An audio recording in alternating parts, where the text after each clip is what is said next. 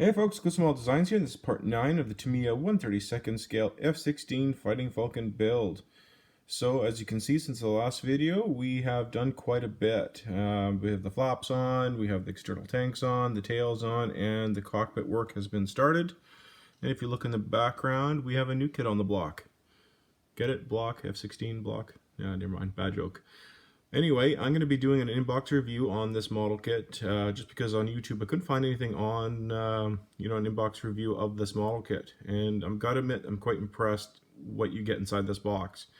And before I start taking parts from, this box, I want to do an inbox review. So you are going to see parts from this model kit put on to this model kit, and vice versa. Parts from this model kit that I'm not going to be using will be put on to this model kit. But before I do, I want to do an inbox review on that one. So, let's just continue on with what we've done, since part 8 on this one. So, as you can see, we have the flaps on, and they are positionable. So, if you're not happy with how they look now, you can actually lift them up and put them in the up position, right now if you wanted to. I wouldn't recommend doing it too many times because you might wear it out, but I have them in the down position because obviously when the hydraulics bleed off, they would just be, down. As far as the leading edge right here, you have the option to have them down or up. You have to make that choice before installing them. Now, because this is, we have it in, the stationary position, they'd be positioned, this way. So that's the way I have them. They're up. I guess you'd be in the up position, not down. So that's the way I have them. And as you can see, these static wicks right here. Now these are the aftermarket ones I was telling you about. Now I'm going to try and get in close. The silver ones are the ones you get in the box. The gold ones are the ones that are aftermarket. And try and get close. You can see how they taper in. Now those are the aftermarket ones. Right? So the ones you get in the box are just like basically solid metal bars that they basically chop, right? They were once like long little sticks and they just chop them. And then that's what you get in the box. Still cool, but I prefer, the tapered ones that have some kind of design to them. And then you just paint them up accordingly. That's what I did. And then you just fit them in, the plastic holes as you would with the metal ones that come in the box. So I prefer the aftermarket ones that you just paint up yourself, and then at least you have some kind of design pattern to them. And then with the tails, again, you can position these because it's just a poly cap on the inside right there. Then you can position these any which way you want. So those are kind of cool. Same thing in there. There's a poly cap in there. And then you can position, your flaps up or down. And with the fuel tank here as well, there's 2 poly caps on the reverse side here. So you can actually take this whole fuel tank and pull this out. If you didn't want the fuel tank in there later. Again, you don't want to be doing that too many times. With your model. I believe they designed this whole model kit so if you're bored with it, you can almost like a toy, I guess you can say, so you can play with it in the way that if you're bored with it looking a certain way, you can change it up now and again. But I think after so many times of doing that, it's just going to wear out. So this is just the way I want my model to look. And underneath you can see if the light shows right there, I have a pylon that can accept a fuel tank, but I'm not going to install a fuel tank underneath there. I just wanted the pylon. So that's the way I'm going to leave that. Again, once I have the official reveal, I'll have better lighting to show you. Now, same thing with the this here. This can be, you can turn it. It's positionable, and you can see the static wicks there. They're all over the place here. You got to be gentle not to knock them. They're so easy to knock. And air brakes still need to be put on. I haven't done that yet. And then you got your lights there, your starboard and port lights. And then we're going to be moving to the cockpit. And try and get the lighting as best I can for this one now.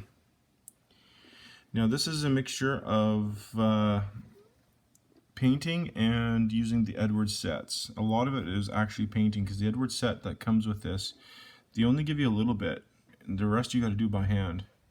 Let's see, get the best lighting I can.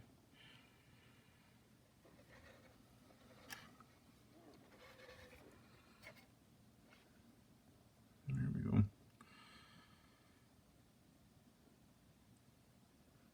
It's so hard to get in there to get the, like here's my hand, just to give you an idea how small this is.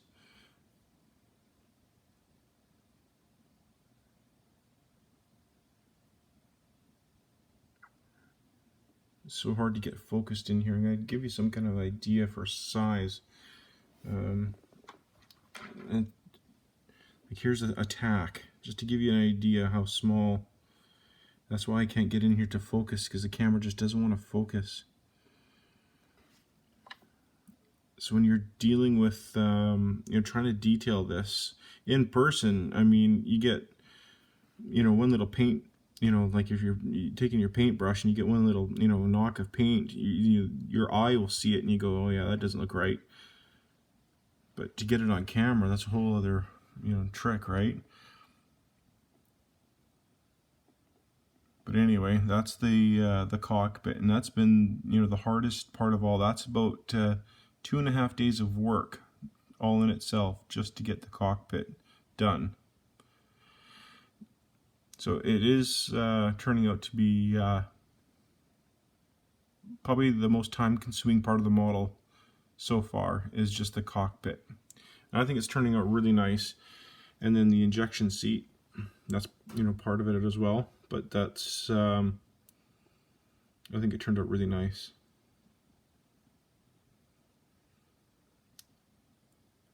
And the seat belts, I made the seat belt. Now the buckles you get, the shiny bits there, the buckles come with the kit itself. Those aren't aftermarket. And the seat belts themselves I made from the 1/32 scale aftermarket seat belts, the laser set there from the B-17 set that I had. I had the extras. So those are the like the cloth ones that I just cut and shape myself. So that's what those came from. So I'm very happy how my ejection seat turned out.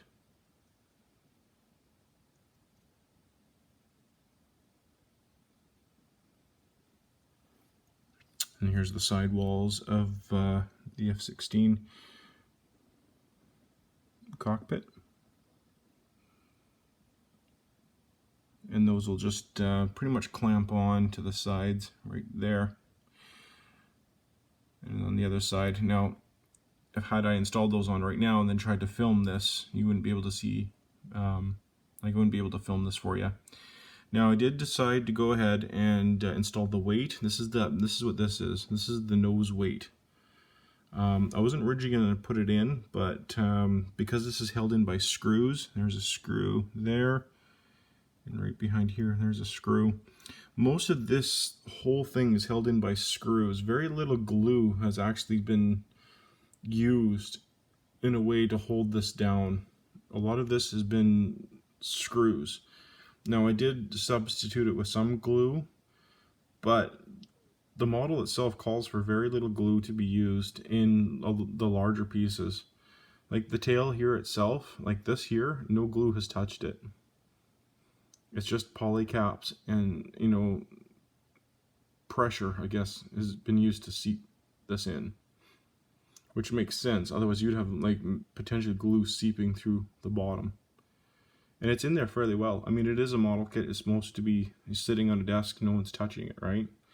and it's in there fairly well. I mean, you know, there's no reason for this to be moving around. So, you know, just to let you know, there's no glue in there. You know, I did put some in certain areas just to make sure that the seams don't, you know, separate. Now, I know I will be using some glue around these edges here, but very, very sparingly. But that'll come into the next video, because now is to the point, after this video, this piece here will slip in over top, and then you install your seat, and everything else, you know, will go in after it.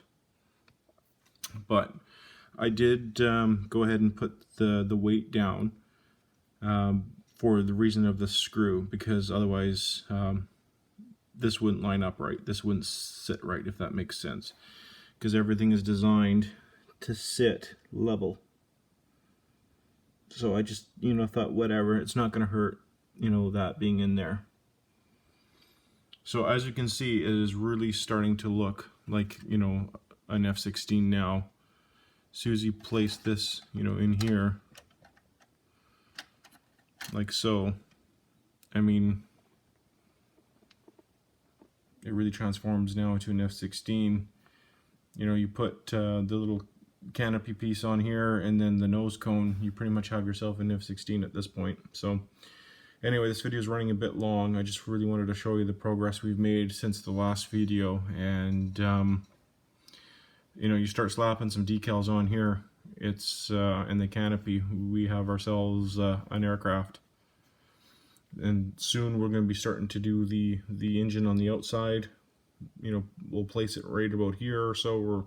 We'll start to figure out the diorama that we're going to be doing, and we'll go from there. So thanks so much for watching, guys. Again, please like, share, and subscribe. I look forward to your comments, and you know, please let me know what you think of the model so far, and we'll go from there. Thanks so much. Bye.